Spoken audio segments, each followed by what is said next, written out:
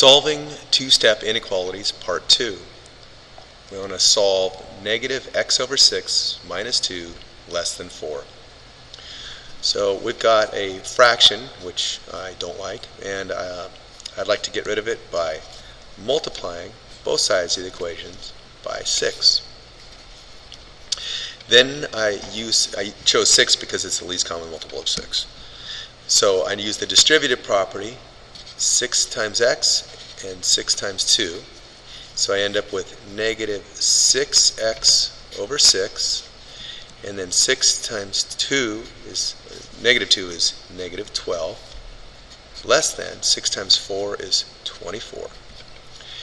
Now 6 over 6 cancels to 1. And now I have negative x minus 12 is less than 24.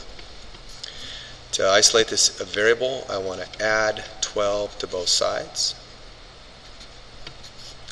This becomes 0, and this becomes 6 and 3. So 36, so I can rewrite this as negative x is less than 36. So to get rid of this negative sign, I can put a negative 1 in front of it. Doesn't matter. It's the same as negative 1x or negative x are identical. I divide both sides by negative 1.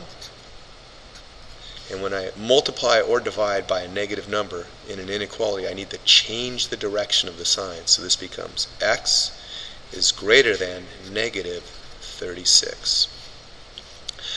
And that's our solution.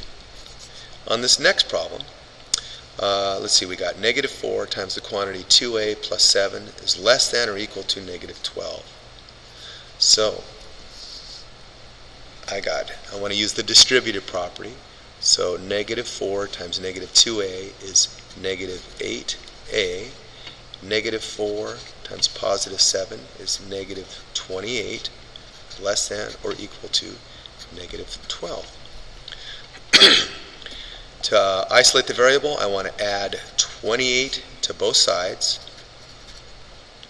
Okay, and I'll put the 28 on top and the 12 on bottom and take their difference. This is 6, this is 1, so this becomes 16, this is 0. So I will rewrite this as negative 8a is less than or equal to 16. I want to divide both sides by negative 8 to get the a by itself. These cancel or become 1, so a is less than or equal to negative 2. And that's our solution.